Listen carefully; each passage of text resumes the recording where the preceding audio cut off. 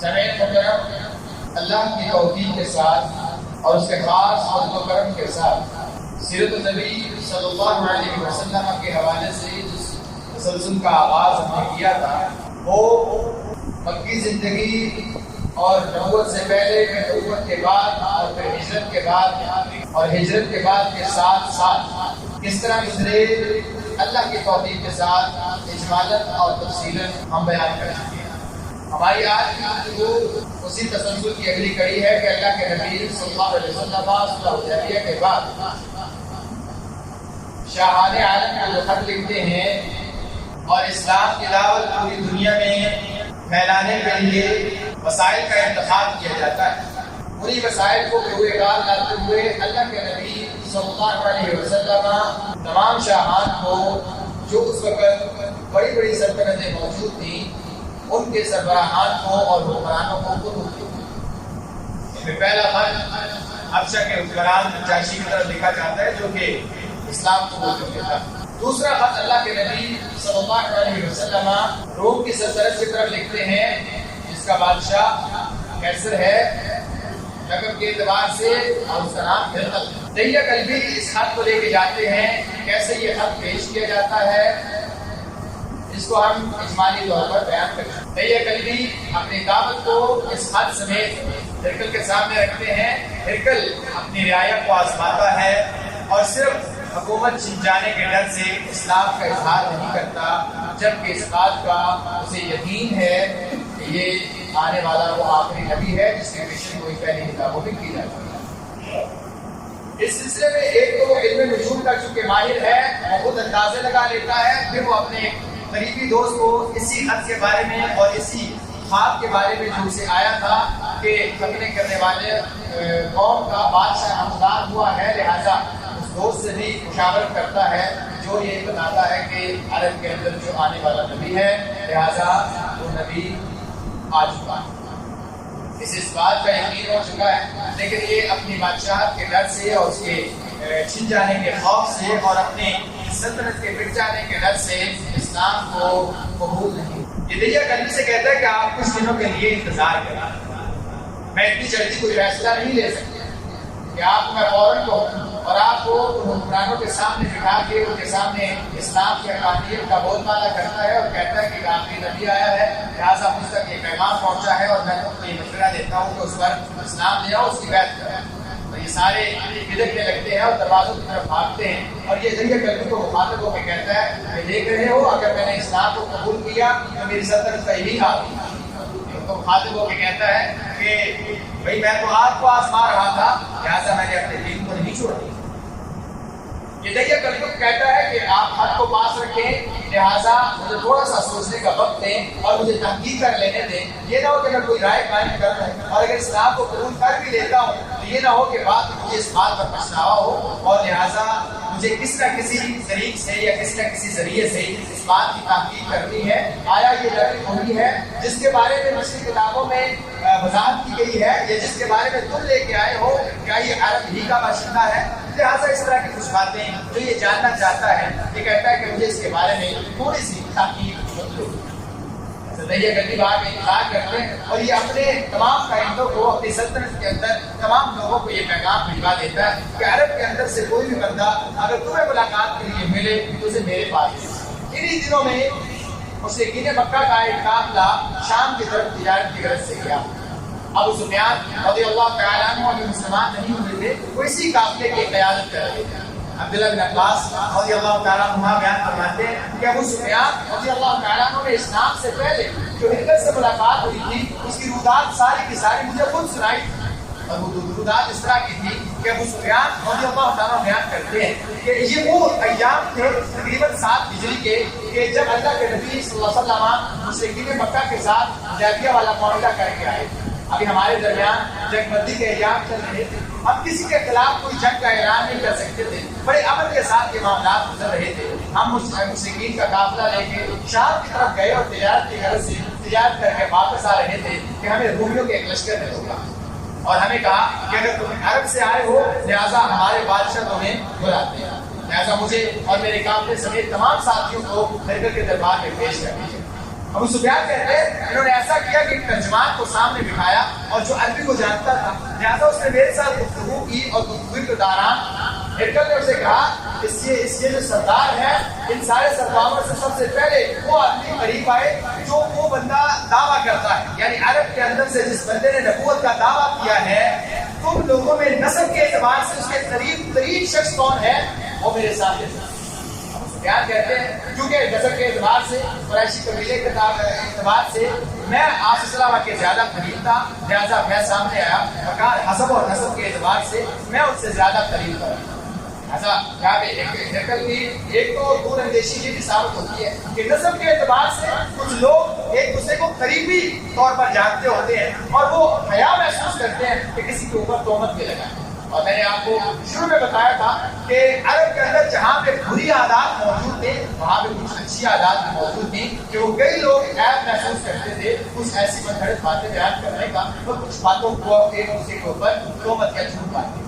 جو حقیقت ہوتی ہے وہ سارے کے سارے اس بات کو تسلیم نہیں کیا کرتے تھے، لیکن اب اسے بیان کہتے ہیں جس وقت مجھے ہرقل نے یہ بات کہی کہ میرے قریب آ جاؤ میں اس بندے کے بارے میں تم سے کچھ معلومات چاہتا ہوں، تو میں نے دل ہی دل میں یہ بات سوچی کہ آج مجھ سے جو بھی پوچھا جائے گا لہٰذا میں کچھ نہ کچھ ان کے بارے میں اپنی مخالفت کا ضرور اظہار کروں۔ لہٰذا کیا یہ گیا کہ اسے کہا ترجمان سے کہ اسے کہو کہ آگے آ جائے اور اس کی ساری قوم اس کے پیچھے ہو جائے، لہٰذا یہ پیچھے اپنی قوم کی طرف مڑ کے نہیں دیکھ سکتی، یہ میری طرف متوجہ رہے، ترجمان اس کی طرف متوجہ رہے اور اس کے سارے قبیلے والے اور اس کے ساتھی سارے اس کے پیچھے کمر کے پیچھے رہیں، اور جیسے ہی یہ جھوٹ بولے گا کسی بھی معاملے میں تو پیچھے سے وہ مجھے اشارہ کر دیں گے کہ یہ بات درست نہیں کر رہا۔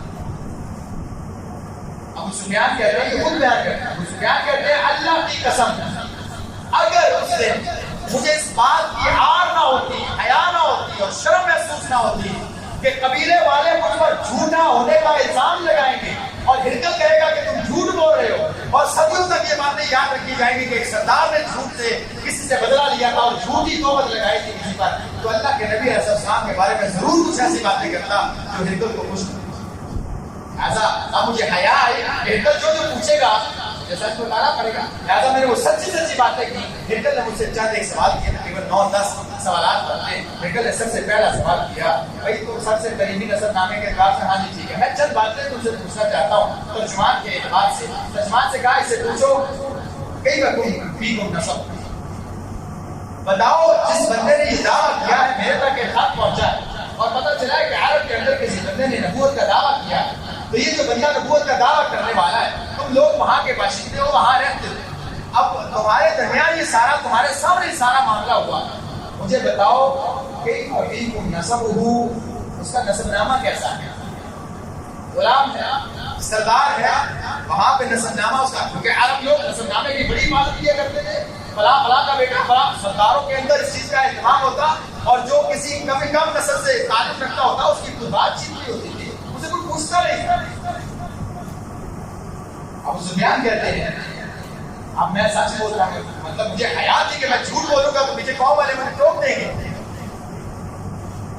اللہ ابو سفیان کہتے ہیں باوجود کفر کے اس وقت مسلمان نہیں ہوئے، اور آپ دیکھتے ہیں کہ کتنا عرصہ ابو سفیان رضی اللہ تعالیٰ عنہ نے اسلام سے پہلے اسلام کی مخالفت میں گزارا، اس کے باوجود یہ لوگ ذاتی طور پر اللہ کے نبی علیہ السلام کی حقانیت کو جانتے تھے، کہ اللہ کے نبی علیہ السلام کی ذات کے بارے میں، ان کے حیات کے بارے میں، ان کے عمل کے بارے میں، ان کے گفتگو کے بارے میں، ان کے دین کے بارے میں، ہر چیز کے بارے میں یہ اس بات پر مطمئن تھے کہ اللہ کے نبی علیہ السلام حق پر۔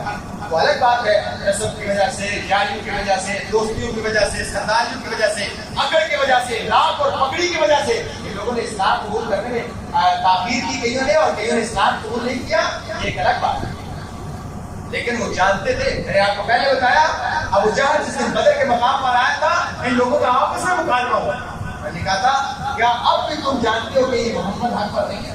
تو ابو جہل نے کہا تھا اللہ کی قسم اٹھا کے کہتا ہوں مجھے پتا ہے کہ محمد حق پر ہے، لیکن رفاظہ کے معاملہ، بیت اللہ کے معاملہ اور حاجیوں کو پانی پلانے کے معاملہ، وہ سارے معاملات اگر قریشی خاندان میں رہیں گے ہم جگما رہے یہاں پہ، اور نبوت بھی ان کے اندر چلے گی تو ہم تو رہ گئے نا پیچھے، لہٰذا ہم مانتے صرف اس لیے نہیں ہے کہ سارے معاملات ان کو کیوں دے، میں جانتا ابو جہل بھی تھا کہ اللہ کے نبی علیہ السلام اللہ کے رسول ہے۔ یا تو میں نے کہا وہ پینا دونہ سبھی. جس بندے کے بارے میں آپ پوچھ رہے ہیں یہ بندہ ہمارے درمیان اعلیٰ نسب کا مالک ہے،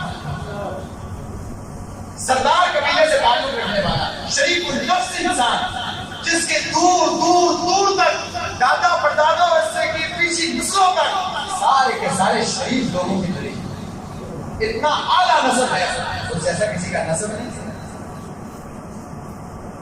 دیکھا ٹھیک ہے. هل قال هذا القول منكم احد من قبل؟ وہ کہتا ہے میں نبی ہوں.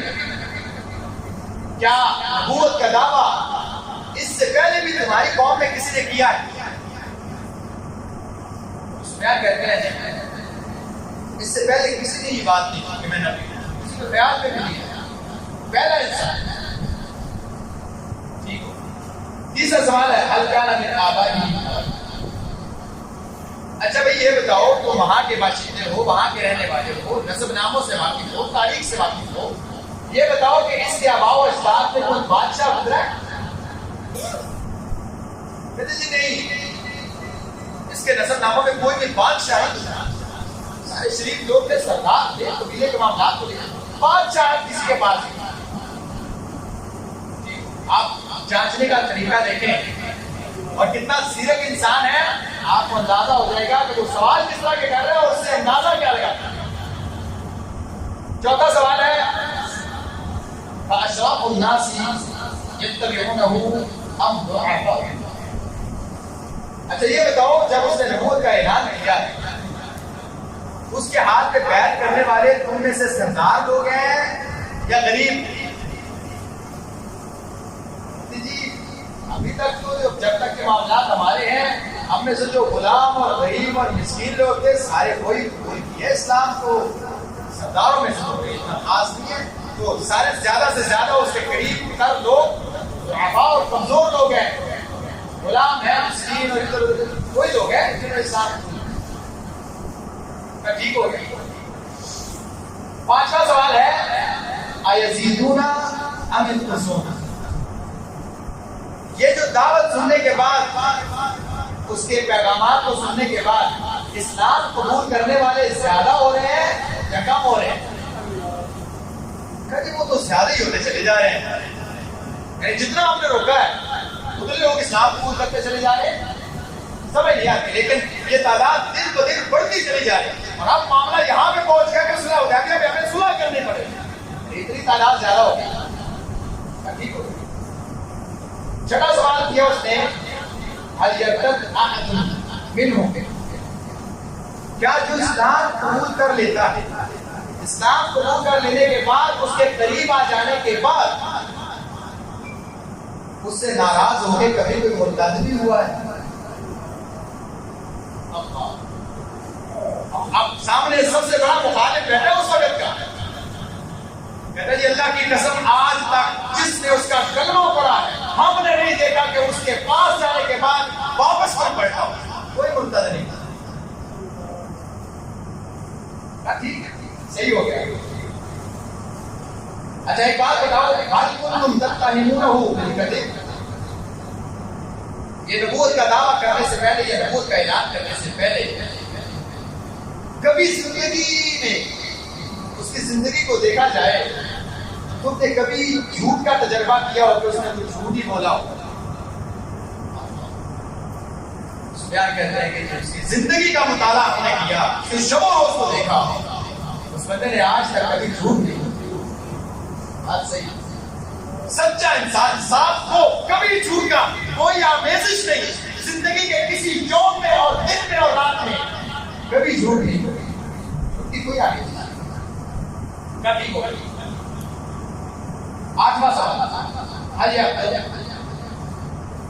اس کے عہد کا معاملہ کیسا ہے؟ دھوکہ دیتا ہے؟ کہا جی اب ابو سفیان خود بیان کرتے ہیں عبداللہ بن عباس کو، کہتے ہیں یہاں پہ میرے دل میں آیا کہ کچھ تو بات کروں، لیکن بات ہے کوئی نہیں تھی. کہا جی دھوکہ کوئی نہیں دیتا، لیکن اب ابو سفیان خود بیان کرتے ہیں اور یہ بات ابو سفیان رضی اللہ تعالیٰ کی عدالت پر دلیل ہے کہ انسان کتنا اخلاص والا اور کتنا مخلص اور کتنا پکا اور سچا مسلمان تھا.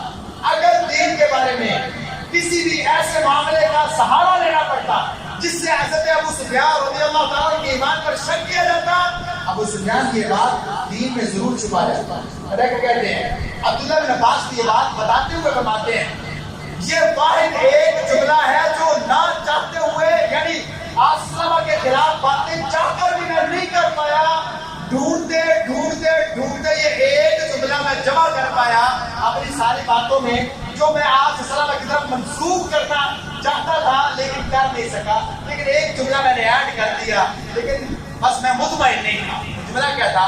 جب مجھے ہرقل نے پوچھا نا کیا وہ دھوکہ دیتا ہے, میں نے کہا دھوکہ تو نہیں دیتا, آج کل ہمارے درمیان معاہدہ چل رہا ہے, دیکھو آگے کیا کرتا ہے. یہ جو دیکھو آگے کیا کرتا ہے نا, یہ میں نے صرف ایک جملہ پھینکا کہ اس سے شاید اس کے دل میں بات جائے, ہو سکتا ہے دھوکہ نہیں کرے, لیکن اس سے پیچھے والے معاملات نہیں. اللہ کی قسم ہم نے آج تک اس کے اندر وعدے کی خلاف ورزی نہیں دیکھی.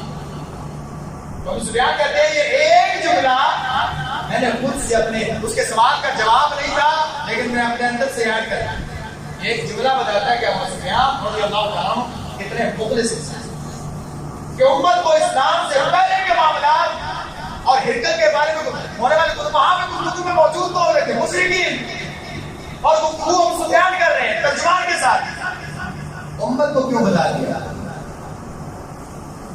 یہ آپ کے ساتھ کوئی اور آپ کے ساتھ کوئی کے بعد جو لوگ تنازع کرتے ہیں ابو سفیان رضی اللہ عنہ ہوش کے نام سے صحابی ہیں, صحابی ہیں اور اللہ کے نبی علیہ السلام کے سسر ہیں. کچھ تو حیا کریں. اللہ کے نبی علیہ السلام کے صحابہ کو جو پتا چلا ایک قبیلے کی عورت کے ساتھ آپ نے شادی کی, آپ نے وہ سارے کے سارے غلام آزاد کر دیا. ہم نے کہا اللہ کے نبی کے سسرالی رشتے داروں اور ہمارے غلاموں ہماری ایمان کی غیرت گوارا نہیں کرتی. اللہ کے نبی علیہ السلام کے سسر کے بارے میں زبانیں دراز کی جائیں اور پھر آج 1400 سال بعد کٹہرے میں کھڑا کر کے کہا جائے مجھے پتہ مکہ کے بعد مسلمان ہونے والے لوگ فضائل سارے پتہ مکہ سے پہلو معلوم کیا ہے. کس نے کہا؟ کہاں سے دیا؟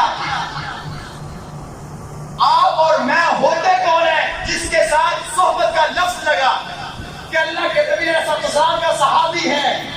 ہم اور آپ ہوتے کون ہیں ان کے معیار کو جانچنے والے. ان کا معیار اللہ تعالیٰ نے مقرر کیا رضی اللہ عنہم. اور عبداللہ بن مسعود رضی اللہ عنہ نے بیان فرمایا تھا کہ اللہ تعالیٰ نے تمام دلوں کو دیکھا, سب سے پاکیزہ دل میرے نبی کے صحابہ کے ہاتھ, اللہ کے نبی کے صحابت کی صحابیت کے لیے چن لیا. تو اللہ تعالیٰ جانتے تھے انہوں نے کیا کرنا ہے, کس نے کب مسلمان ہونا ہے.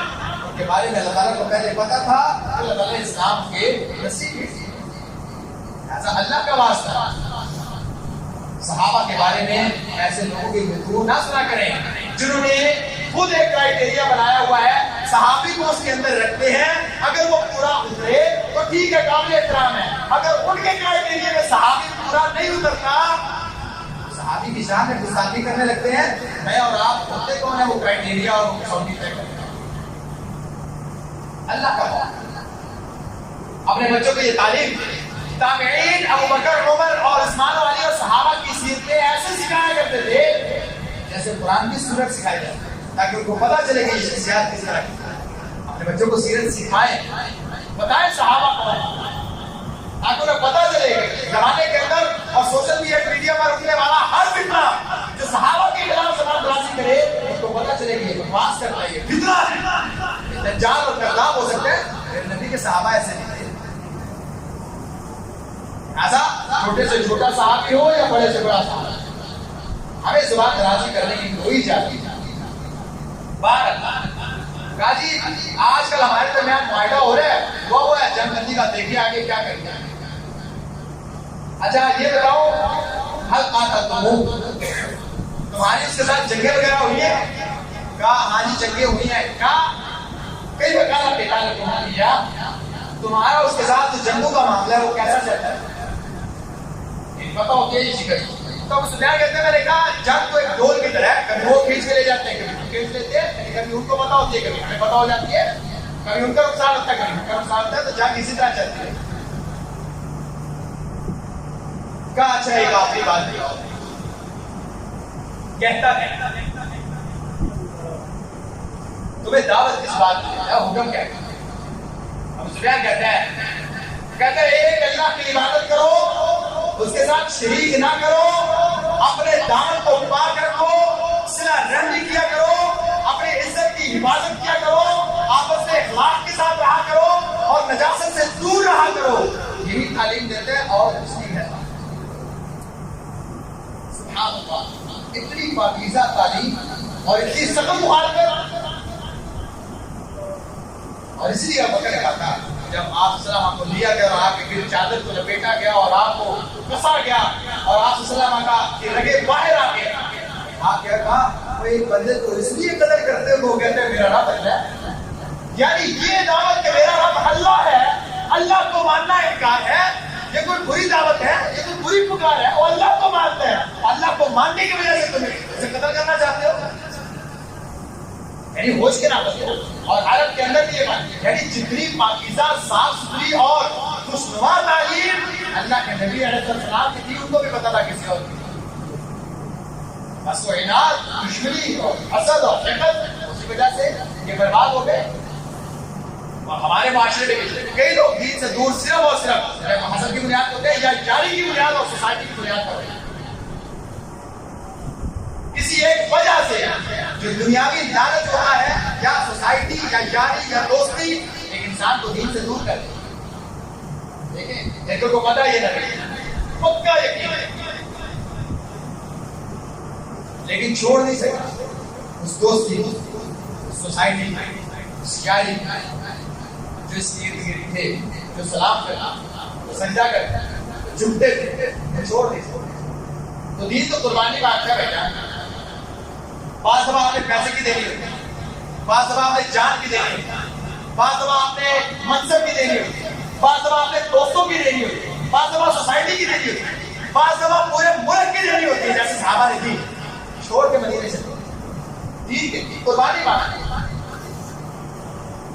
لہٰذا قربانی دینے والے بنے. جب تک آپ قربانی نہیں دیں گے آپ کو دین کی، اسلام کی لذت اور مٹھاس محسوس نہیں ہوگا. لہذا اب ہرکل نے اس کا تبصرہ کیا، ترجمان سے کہا بھائی اس سے بات کرو. میں نے تجھے پوچھا کہ اس کا نسب نامہ کیسا ہے، تو تم نے خود کہا کہ اس کا نسب نامہ بڑا اعلیٰ ہے. میں سمجھتا ہوں کہ جتنے انبیاء اور رسول پہلے گزرے ہیں ان کا جائزہ لیتے ہوئے اللہ تعالیٰ جب بھی کسی نبی کو بھیجتے ہیں اعلیٰ نسب کے ساتھ. یعنی پہلی دلیل سے ثابت ہوتا ہے پہلے سوال سے واقعی وہ نبی. میں نے آپ سے دوسرا سوال کیا اس سے پہلے یہ بات کسی اور نے کہی تھی؟ تم نے کہا نہیں. اگر تم کہتے ہاں تو میں یہ کہتا اچھا وہ ایک بندے نے کہی تھی اس نے بھی اس کی بات سنی اور اسی طرح کی دوسری بات کہہ دی، لہٰذا کوئی بات کی حقیقت نہیں. جب ایک بات اور ایک دعویٰ ایسا جس سے پہلے تاریخ میں کہیں نہیں کیا گیا اور تمہارے پوری سوسائٹی میں اور نسل میں نہیں کیا گیا اور تم خود اس کا اعتراف کرتے ہو، یہ کیسے ہو سکتا ہے کہ اس کے ذہن میں آیا کہ میں نبوت کا دعویٰ کرتا ہوں؟ ایسا نہیں ہوتا ہے. یعنی سائنٹیفکلی اور ایک بندہ سائیکالوجیکلی بھی یہ بندہ نہیں سوچ سکتا ایک بندے نے ایوری اٹھ کے کہا میں نبی ہوں. حالانکہ آپ جانتے ہیں اللہ کے نبی علیہ السلام کے آخری ایام میں کتنے لوگوں نے نبوت کا دعویٰ کیا؟ وجہ کہ اللہ کے نبی علیہ السلام اعلان کرنا. بعض دفعہ ایک انسان کی سائیکی اس طرح کی ہوتی ہے کہ کسی نے ایک دعویٰ کیا، صاحب دوسرا کہتا ہے میں بھی یہ دعویٰ کروں. یہ پیچھے کچھ لوگوں کا خواصی انٹرویو جاری ہوتا ہے. ایک بندے نے کہا میں نبی ہوں، پھر دوسری ویڈیو آئی، پھر تیسری، تو ایک دوسرے کو دیکھ کے یہ معاملات شروع ہوئے. اس نے یہی سوال ہاں جی اس سے پہلے کسی نے کہا نہیں. پھر اگر کسی نے نہیں کہا اور صرف اسی نے کہا تو پھر صحیح کہہ رہے ہیں. یہ اس کی حقیقت پر ہونے پہ دلیل ہے. میں نے تیسرا سوال تم سے کیا کیا اس سے باپ دادا نے کوئی بادشاہ گزرا؟ تو نے کہا نہیں. تو اگر تم کہتے کہ بادشاہ گزرا تو میں یہ سمجھ جاتا یا اس کا جواب یہ بھی ہو سکتا تھا کہ یہ اپنے باپ دادا کی بادشاہت لینا چاہتا ہے اور طریقہ یہ والا چنا ہے. بادشاہت تو محبوب نہیں، بادشاہت چاہتا نہیں، نہ اس کے اصل میں کوئی بادشاہ گزرا ہے. اس سے پہلے کسی نے وہ بات کہی نہیں. یہ کیسے ہو سکتا ہے کہ وہ یہ اعلان کرے؟ اسے بادشاہ چاہیے اس کا مطلب ہے کہ وہ نبی ہے. یعنی یہ ساری دلیلیں اس کے اوپر یہ ہرکل کا تبصرہ. اس کے بعد اگر تمہیں پوچھا کہ اس کی اتباع کرنے والے کمزور لوگ ہیں یا بادشاہ اور سردار لوگ ہیں, کیا کمزور لوگ ہیں؟ تم نے خود ہی کہا کہ کمزور لوگ ہیں. یقین جانو جتنے بھی انبیاء گزرے ہیں ان کی دعوت پر لبیک کہنے والے کمزور نہیں ہوتے. اور اگر کوئی کی ہسٹری پڑھی جائے اور اس کی ہسٹری دیکھی جائے اور تمہارے قول کے مطابق مجھے تو لگتا ہے کہ یہ تم خود کہہ رہے ہو. میں نے تمہیں کہا کہ وہ زیادہ ہو رہے ہیں کہ کم ہو رہے ہیں؟ میں نے کہا زیادہ ہو رہے ہیں. میرا اس کا تبصرہ یہ ہے کہ ایمان اسی طرح ہوتا ہے. یہ جب شروع ہوتا ہے تو پھر یہ بڑھتا جاتا ہے, کم نہیں ہوتا حتیٰ کہ اللہ تعالیٰ اسے مکمل کر دیتے ہیں. ایسا اب یہ بڑا ہے, کم نہیں ہوتا. اور اسی طرح ایمان کا معاملہ ہوتا ہے. کیا کوئی مرتد ہوا ہے؟ تم نے کہا نہیں. کہا اسی طرح مومن ہوتا ہے. جب اسے اسلام کی دین کی لذت مل جاتی ہے وہ کبھی اسے چھوڑ کے واپس نہیں آتا. تو کمزور ہونے کے باوجود, مارے کھانے کے باوجود, تمہارے درمیان سرداروں کو چھوڑتے ہوئے کمزوروں کا ساتھ دیتے ہیں, اس کا مطلب یہ ہے ایمان کی لذت پا کے وہ واپس نہیں آئے. یہ رکت کا تبصرہ ہو رہا ہے گفتگو پہ. میں نے تم سے پوچھا کہ تم نے کبھی جھوٹ کا اتہام لگایا؟ تو کہا نہیں. تو ایک انسان عام حالات میں جھوٹ نہیں بولتا, اتنی بڑی بات کرتے ہوئے کیسے جھوٹ بولے گا؟ ہمارا عقل کام نہیں کرتا. عام حالات میں اللہ کے نبی علیہ السلام کا سچ کے ساتھ محبت اور جھوٹ سے نفرت کا معاملہ دیکھیں. ایک عورت نے بچی کو کہا بیٹا ہاتھ دی, اینٹی ختم ہوا, بیٹا ادھر آؤ میں تمہیں کھجور دوں. اللہ کے نبی علیہ السلام نے اسے دیکھا, ہمارے پاس کھجور ہے؟ جی اصل یہ کھجور ہے. تو اسے کہا اگر نہ ہوتی تو تمہارے نامہ اعمال میں جھوٹ لکھا جاتا. یعنی وہ نبی بچوں کے ساتھ بچوں کو بلانے کے لیے بھی جھوٹ کا سہارا پسند نہیں کرتے. تو اللہ کے بارے میں اتنا بڑا جھوٹ ہو ہی نہیں سکتے. زندگی میں جھوٹ نہیں بولا, اللہ پر جھوٹ مارے گا, ایسا ہو ہی نہیں سکتا. وہ صحیح ہے. میں نے تمہیں پوچھا وہ دھوکہ دیتا ہے؟ نے کہا نہیں. کیا دین کے بارے میں تمہیں دھوکہ دے گا؟ یہ اللہ کے بارے میں دھوکہ دے گا؟ ایسا ہو ہی نہیں. پھر میں نے جنگ کا معاملہ دیکھا اور جنگ کے معاملات بھی انبیاء کے ایسے ہی ہوتے ہیں. وہ دو کی طرح کبھی ادھر اور کبھی ادھر. تو ان سے پوچھا کہ وہ کس بات کا حکم دیتا ہے, اور انبیاء کی دعوت اسی طرح کی ہوتی ہے کہ وہ اللہ کی طرف بلاتے ہیں اور نیک کاموں کا حکم دیتے ہیں. اب آخری تبصرہ اس کا اور نتیجہ اس نے ہرکل دینے کا. ہرکل کہتا ہے وَإِنْ كَانَ مَا تَقُولُ حَقًّا فَسَيَمْلِكُ مَوْضِعَكَ جَمِيعًا حَقًّا. اللہ کی قسم, او عرب کے باشندے, جتنے سوال میں نے تم سے کیے ہیں, اللہ کی قسم اگر یہ جوابات جو تم نے دیے ہیں یہ سچے ہیں, وہ دن دور نہیں, ابھی تو وہ عرب کے اندر موجود ہے. اگر اس کی دعوت اسی طرح کی ہے جس طرح کی تو نے مجھے بتایا ہے, اور جو سوالوں کے جواب تو نے مجھے دیے ہیں, اگر یہ حقیقت پر مبنی ہے, وہ دن دور نہیں جب اس کی سلطنت میرے قدموں سے یہ زمین پہ چھین کے لے جائے. یعنی وہ پھیلتی کیسروں کسرا کو بھی اپنے ماتحت کرے گا, اور یہ سارے کے سارے خزانے اسلام کی دولت میری پیشن گوئی ہے. میں مانوں یا نہ مانوں, یہ روح اس کے زیر سایہ آئے یا نہ آئے, لیکن یہ دولت, یہ دعوت, یہ تبلیغ, یہ حق کی ہے اور یہ اللہ کا نبی ہے. عنقریب ایسا ہوگا میرے قدموں کے نیچے سے یہ زمین کھسکے گی اور اللہ تعالیٰ اس کے ہاتھوں میں لے جائے گا, اور یہ ساری سلطنت اسلامی سلطنت ہو جائے گی اگر یہ جوابات میرے درست. یہ معاملہ نکلا, یہاں سے تصدیق ہوئی, اس کو دوبارہ بلوایا دہیا کلبی کو, کہا وہ خط کدھر ہے. خط کو لیا, اپنے ماتھے سے لگایا, ہاتھوں سے لگایا, چھوما, اور ایک ریشم کے کپڑے میں لپیٹ کے کہا اسے شیشے میں فریم کر کے رکھ دو, اور ایک خط لکھا اللہ کے نبی علیہ السلام کو, کہا میں اعلان کرتا ہوں کہ آپ اللہ کے رسول ہیں. دہیا کلبی واپس آتے ہیں, اللہ کے نبی علیہ السلام کو وہ خط دیتے ہیں. آپ علیہ السلام اس خط کو پڑھتے ہیں اور کہتے ہیں کذب عدو اللہ لیس بمسلم هو علی المسلمین. جھوٹ بولتے ہیں اللہ کا دشمن, جھوٹ بول رہے ہیں, مسلمان نہیں. اللہ تعالیٰ نے وحی سے پہلے بتا دیا کیونکہ وہ سلطنت کو چھوڑ نہیں سکتا. میں اس میں وہ کہتا تھا کاش میں وہاں پہنچ پاتا اور وہاں جاتا، خود حاضر ہوتا، خود اسلام قبول کرتا، اور اگر ممکن ہو سکتا میں اس نبی کے پاؤں ہوتا۔ یہ صرف اور صرف تسلیم کرنے کا ہے، لیکن بادشاہ نہیں چھوڑ سکا، قربانی نہیں دے سکا۔ بادشاہ تو محبت کا انسان محبت کا غالب آ گئی، لہٰذا اس نے خط میں تو لکھ دیا، لیکن اللہ کے نبی علیہ السلام پایا اللہ کا دشمن ہے، جھوٹ بول رہا ہے، مسلمان نہیں ہوا، وہ ابھی تک عیسائیت پر ہے۔ ہاں اس نے جو میرے خط کی تعظیم کی ہے، اللہ اس بادشاہ کو سلامت رکھے گا ایک وقت، لیکن جب یہ کیسر مر جائے گا اس کے بعد کوئی کیسر کبھی پیدا نہیں ہوگا۔ اللہ کے نبی علیہ السلام نے یہ پیشن گوئی کی، اور اس کے بعد اللہ کے نبی علیہ السلام نے دیگر مقامات پر کچھ اور خطوط بھیجے جن کے حالات کیا تھے، انشاءاللہ ہم اگلی چیز سے ذکر کریں گے۔ لہٰذا صلی اللہ علیہ وسلم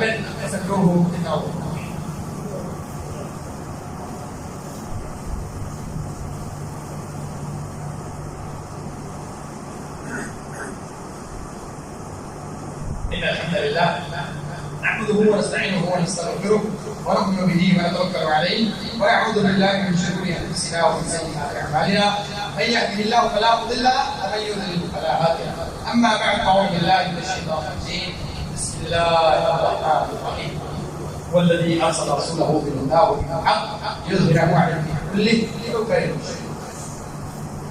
یہ دین غالب ہونے کے لیے ہے، یہ دین مانے آپ اطمینان رکھیں، آپ مالک احرام ہیں، فرق بھی نہیں کرتے، لیکن یہ ہمارے عقیدے کا حصہ ہے، دین غالب ہو جائے اور غالب ہوگا۔ آپ ساتھ دیں میں ساتھ دوں یا نہ دوں، اللہ ایسی قوم کو پیدا کرے گا کہ اس دین کا حصہ بنے، اس دین کو غالب، اللہ کے دین کی مدد کرے کسی بھی طریقے، اور یہ غالب۔ لہذا دین کے بغیر ہم ناکام ہیں، کوشش کریں دین کے مددگار بنے، کسی بھی طریقے کے ساتھ اپنی نسلوں میں سے کوئی ایک بندہ، اپنے بچوں میں سے ایک بندہ اللہ کے لیے وقف کرے، اللہ کی قسم آپ کی نسلیں وقف کرے، سب سے قابل اللہ کے وقف، اللہ کے لیے وقف، اللہ کے لیے وقف، اللہ کے دین کی نسل کے لیے وقف کرے، وہ مجاہد بنے، اللہ کے دین کا غازی، اپنی تربیت کرے، اس کے بعد اپنے بچوں کی تربیت کرے۔ اس کے بعد اللہ کے نبی علیہ السلام نے فارس کی طرف ایک خط بھیجا، اس خط کے بارے میں آپ لوگ جانتے ہیں اس نے بے حرمتی کی، اور اللہ کے نبی علیہ السلام نے اس کے بارے میں فتویٰ بھی کی۔ کون لے کے گیا؟ یہ ایسا انسان لے کے گیا جس کی فضیلت کی وجہ سے امیر المؤمنین عمر بن خطاب رضی اللہ تعالیٰ عنہ نے ان کا ماتھا چوما اور کہا ہر مسلمان پر حق ہے تو اس کا ماتھا چوما۔ ماتھا کیوں چوما؟ وجہ کیا تھی؟ اور اللہ کے نبی علیہ السلام کی نظر انتخاب، اسی کا انتخاب کیوں کرتی ہے اور کیسے دعوت دی جاتی ہے، اور یہ معاملات آگے کیسے بڑھتے ہیں انشاءاللہ ہم اگلی نشست میں ذکر کریں گے۔ اللہ سے دعا ہے کہ اللہ تعالیٰ ہم سب کے نیک اعمال قبول فرمائے، ہم سب کے گناہوں کو معاف فرما، اللہ جنہوں نے دعا کے لیے کہا ہے ان کی پریشانیوں کو دور فرما، اللہ ان کی حاجات کو پورا فرما، اللہ جو بیمار ہیں شفائی کامل عاجلہ عطا فرما، صحت والی سلامتی والی زندگی عطا فرما، اللہ آفات سے محفوظ فرما، اللہ باران رحمت نازل فرما، اللہ باران رحمت نازل فرما، اللهم سقيا رحمة لا سقيا عذاب ولا هم ولا غرق، اللهم اسقنا غيثا مغيثا مريئا مريئا نافعا غير ضار عاجلا غير آجل، اللهم سقيا رحمة، اللهم سقيا رحمة، اللهم سقيا رحمة لا سقيا عذاب ولا هم ولا غرق، اللهم اسقنا غيثا مغيثا مريئا مريئا نافعا غير ضار عاجلا غير آجل، اللهم اسقنا غيثا مغيثا مريئا مريئا نافعا غير ضار عاجلا غير آجل عاجلا غير آجل، ربنا تقبل منا انك انت السميع العليم وتب علينا انك انت التواب الرحيم، وصلى الله تعالى على محمد وعلى اله وصحبه اجمعين برحمتك يا ارحم الراحمين۔